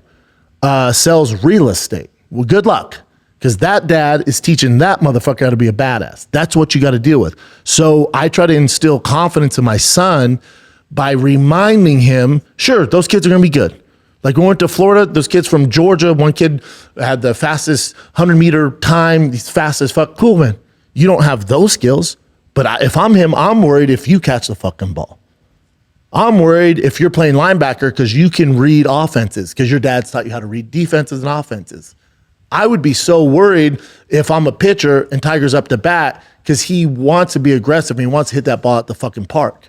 So if you throw a pitch inside high, that thing's going fucking sizzler, dude. That kid has to worry about that every time you're up. So my whole mentality is, this can be, don't talk to your kids like this. Fuck them, focus on you. Fuck them, we can only control what you can do. And that's, if you give your best, it's pretty fucking tough to beat, buddy. It's gonna be pretty tough to beat. Yeah, I mean. And at the end of the day, did you have fun? You know? Mm-hmm. I mean, the best thing you do for a kid is instill confidence in the kid. It's everything. Because I know for a fact, like going into any sport, whether it's football, whether it's wrestling, if you go into a match or a game and you're defeated before you go in there, you're never gonna do your best. So if you go in there with the confidence of a champion, you actually will perform at that level. And the thing is, especially in the UFC, like, and Greg Jackson always remind me of this, it's like you focus on what you can control. And your skill set's pretty fucking tough to beat. So if we're not worried about what that guy's gonna do, that guy's fucking should be worried about what you're gonna do. You can wrestle, you can box, you can submit. He can only do this or he can only do that. So let's focus on bringing our A game. And if he beats that A game, more power to him, better man won.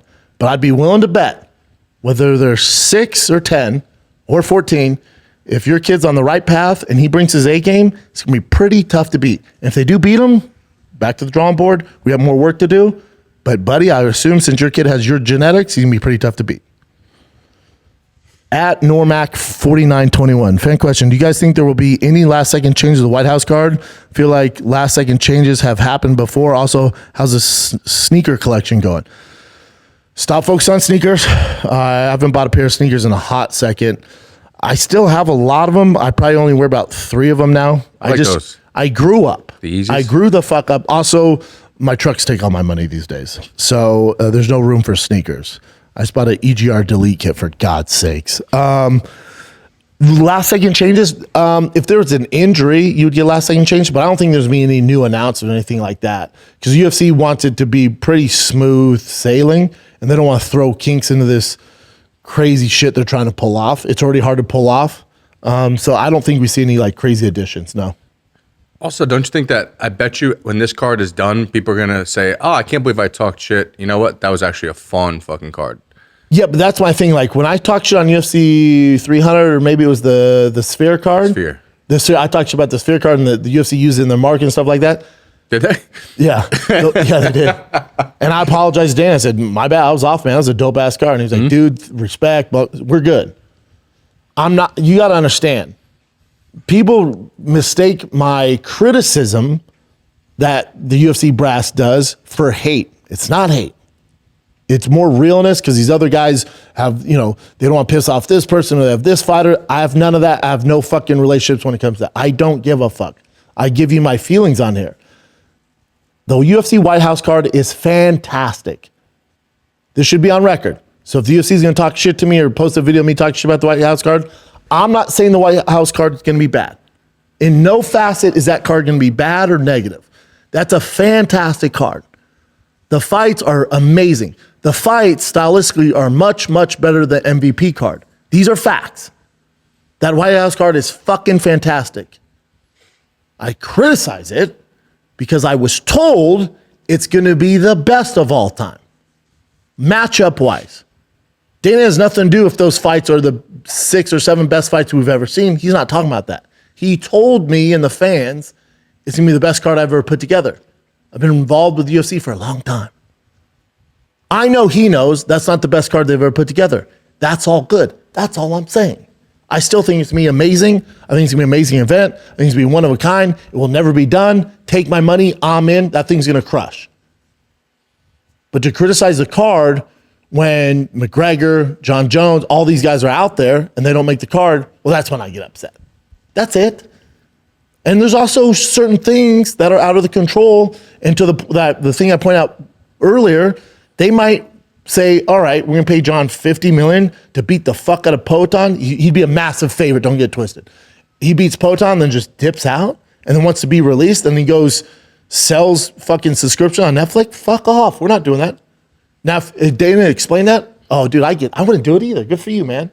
But when we're left to our own devices and we got to come up with our own assumptions, that's also why I do a podcast. I come to assumptions. I make accusations that I don't know because we don't know the inner workings of the UFC. And that's how I have a job. This is what I do. That's it. You're analyzing. Analyzing. Yeah. And correct me if I'm wrong. I'm sure you would like nothing more than to be proven wrong about this card. 100%. You wouldn't be sad if the card goes well. People probably confuse that. I want it to go. Yeah. I want it to be the best performing, the best fights we've ever seen. That's not the conversation. The conversation is we were told to be the best card we've ever seen. That's it. But I hope it's the best fucking 6 fights we've ever seen in our life, and it gives the fire the UFC needs and brings new fans in, and fucking Trump's like, we got to do this again. And JD Vance, who's probably going to win next, like, we're for sure doing it every year. And then this becomes a thing with the UFC, and it's every year. That would be fucking fantastic. What you wanted, you know that it's going to be one of the better cards, if not the best card of the year. But what you wanted was to be able to go into it rest assured beforehand. You don't want to be proven afterwards, is what you're basically trying to say. They don't need to sell it to me. They have to sell it to my dad and the guy that's working at fucking P. Terry's. I'm going to watch, even if those guys weren't on the card. I'm not the one who has to be sold. Yeah. I want you to sell it to the slap dick and Harry down the street who's on the fence about the UFC, so they're all in. And you have to get the names like Conor, like fucking Ronda, like Jon, Nate Diaz in order to do that, and we don't have that. So that's when I get mad because I'm worried that the sport is dying. That's it. Yeah. That's it. I want them to do well. I don't give a flying fuck about the shareholders. That's when I get upset. Yeah. Tyler Alonzo Guitar 8617. Question for the show. So I'm 32 years old now. I'm blind. Okay. 32. I'm blind. I started jiu-jitsu about 10 months ago, and I love it. I went blind at 15. I'm so sorry, brother. And it's the only sport I found that is both accessible to me as a blind man and fun. That's awesome, dude. Good for you. Any tips? I'm a heavier guy and wondering if you have met any blind grapplers or have any ideas on what I should focus on. I've been told my connection and my reactions are very good. I bet, dude. But I also don't know if people are just hyping me up because, of course, they would. I'm the blind guy. He's Daredevil in real life. He's fucking Daredevil, but he doesn't have a mask to see like bats. Which one is that? Sonar? That'd be fucking sick. Any ideas on what I could focus on? I'm not blind, my brother. I've never been blind. God bless you for even entering into a jiu-jitsu gym. You got more fucking balls than any of us. What I would focus on, it's hard for me to relate to it because I'm trying to think if I'm assuming you got to grab and you can get, and your fucking senses are on a whole nother level. So when you're grabbing, securing the takedown, and I would secure position first. So position over submission should be your go-to.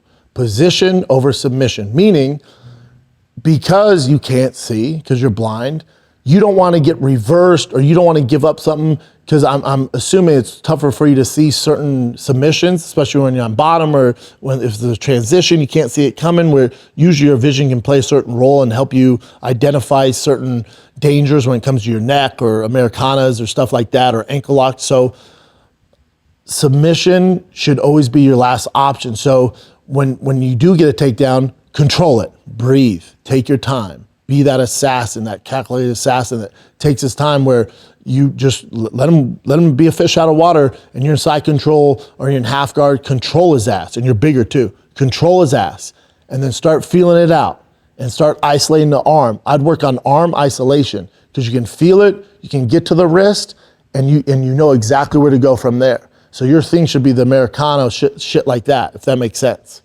I do like how you kept on closing your eyes. Yeah, I'm trying to, because I'm can't see, but just so that guy knows you're closing your eyes. Yeah, he's gonna have to get close. You know what I'm saying? I'm trying to put myself in his shoes. So, because if you start in the feet, I assume you got to feel them, dude. And we don't want them when you're reaching out to shoot. So low base, I assume. Elbows up, and then as soon as they shoot, I bet you're fucking nasty with those underhooks, brother. And then we're tripping, and we're position over submission, and then we're going to work. Should he just work on just focus on, because I was thinking about this, and I was like, would it be good for him to, because like the chance of him timing a takedown is going to be hard on the wrestling aspect. It's going to be the counter. So we want them to engage first so he can get a feel. What we don't want, what we don't want is him upright.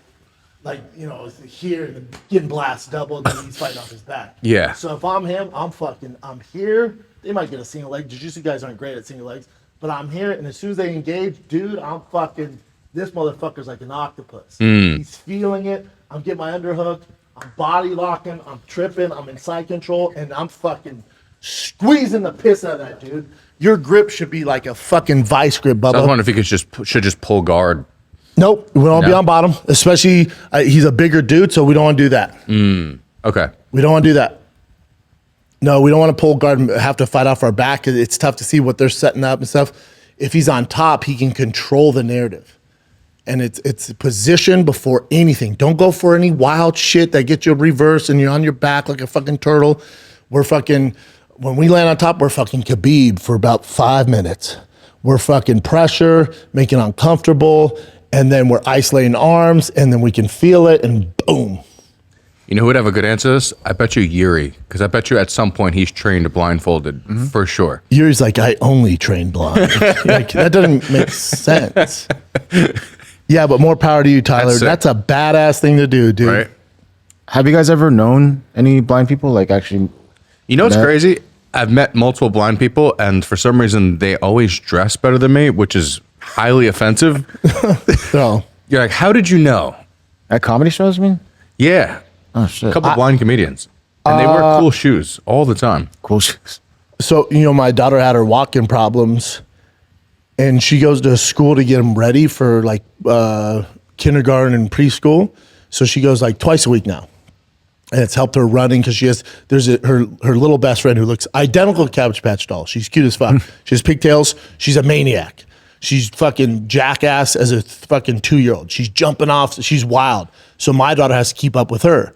She's so wild. My daughter's calm. So they counteract each other. So they're perfect fucking Tango and Cash. They're perfect. But there's a little girl in there and you think you have problems. This little girl can't walk in blind. Oh, fuck. She's 2. Wow. She's 2. That fucking sucks.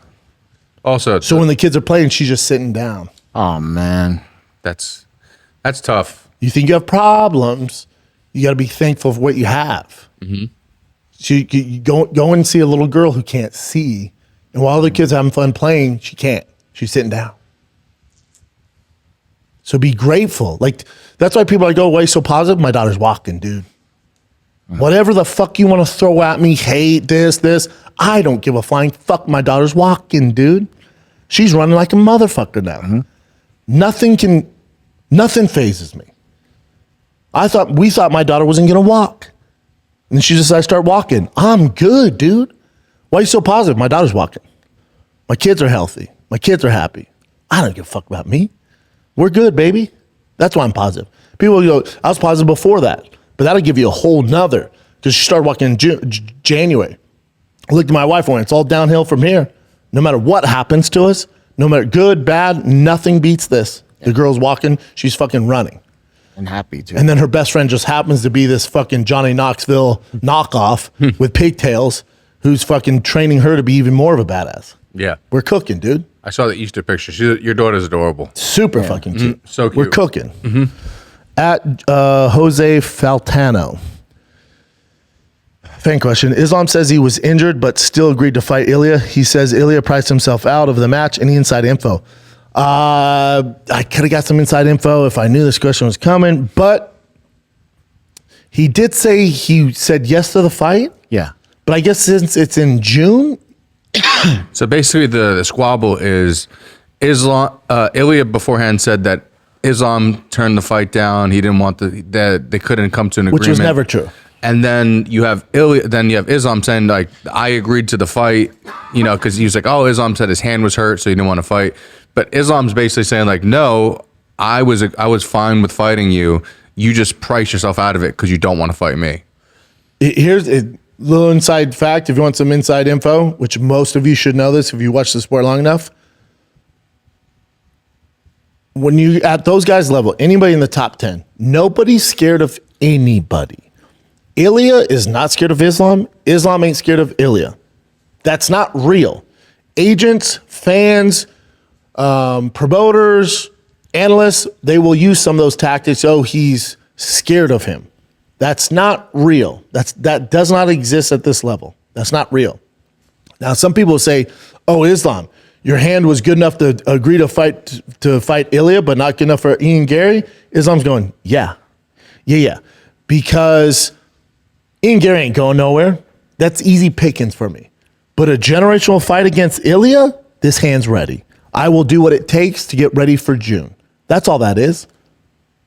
And then also Ilya knows the biggest potential he has for a loss is Islam. So he's going, I'll do it, but I want to be compensated fairly, which he deserves it. So they're going, oh, you price yourself out because you're scared. That's not real. Oh, Islam, now your hand's ready? I thought you were injured. Hold on. I was injured to fight these other dudes at 170 who I can beat on any given day. But I can get this hand ready for June to fight the likes of Ilya. So Ilya's not scared. Islam's not scared. And when you say price yourself out, I won my worth to fight a guy your caliber because the huge risk for me. Also, nobody's scared. No one's going to be able, because in all reality, that's probably Ilya's biggest big money fight that he's going to get in his career, because who else is going to give him a chance to earn those kind of earnings. Because after, let's just say he beat Islam, Where do you go from there? then who is he ever going to get a chance to get that kind of money from? And you still got Armin out there. Islam has a lot of work to do at 70. So let's cook off the wins in our respective divisions and then do that super fight and get what we're worth. That's all this is. I wouldn't say anybody's scared, but No one's scared. There is one boogeyman right now, and that is Armin. Because not only is he a threat to take them down off their perch of where they're at, but he has no belt. They get nothing out of it. It's a lose-lose. You know. I think a year ago, yes. Now that he's done all this marketing, he's one of the top 3 biggest names in the UFC. Now it makes a little more sense. Now I bet Ilya is more likely to fight him. Going tough fight, 100%. I am the better striker. His wrestling will be a problem. It's gonna be a tough fight. But now at least people are gonna tune in. When before, tough fight, ridiculous wrestler. It's gonna be a fucking tough day in the office. Nobody knows who he is. Fuck that guy. Now there's no fuck that guy. That's like, he's a big ass name. But for Ilya, it's like, do I want to fight Armin, who I get nothing out of? You know, I could risk losing a belt, or I could go against Islam, make a lot more money, possibly be a 2-division champion. Like it's obvious where you want to go. And this Khabib said this, Armin is the best lightweight in the world right now. I don't think Topuria has a chance at beating him. The UFC are being cautious by not making that fight. I disagree with that because I don't think they're being cautious. I think they want to make it, but you got to sew up and end the movie with Justin Gaethje because he's the interim belt, so we can't just leave that and he never fights. So we're going to do that at the White House. And I guarantee you, even Armin said this, they said his next fight will probably be the winner of this. How do you think Islam? I don't think he could beat Islam. Very tough fight for him. Very tough. Such a better because like the Armin that he fought back in the day is still it's a very similar Armin, whereas in Islam has gotten so much better over time. So has Ilya though. No, I'm saying for Islam versus Armin, like Armin has gotten better, but the levels that Islam has gotten better, especially in his stand-up. It's insane. He's made huge gains. Gains. Great fight. What else you got, Jen? That's all for the YouTube comments. All right, guys. Love you. Again, if you want your question answered on Monday, Wednesday, just put your questions in the most recent episode. So put in this episode for Monday's show. All right. Sunday's all new questions. So all your Instagram questions we answer on Sunday for all new show. Tune in Sunday. Enjoy the fights. UFC 327 is going down this freaking Saturday in Miami. And then tune in. It's on Masvidal's YouTube channel. It's Gamebred FC. I'll be commentating with Jimmy Smith, the great Jimmy Smith. So tune in both of those. It's a fun fight weekend. That's it, kids. Love you. Thank you for making the show what it is. Till next time, I'm out. When you're in a bind, you will find a new fight card to be broken down. And you can't fall asleep, 'cause he'll go balls deep on a card coming Saturday night. It's Big Brown, the Big Brown breakdown coming to your town. He's big and he's brown, the Big Brown break. Some of that was good. Down. Brendan Big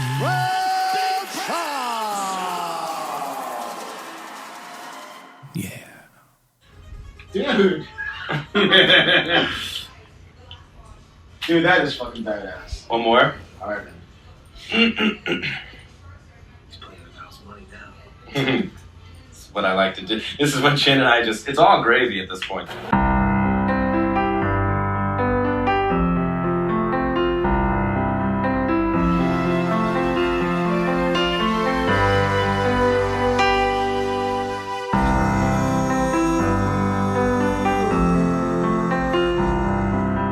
Fight card to be broken down.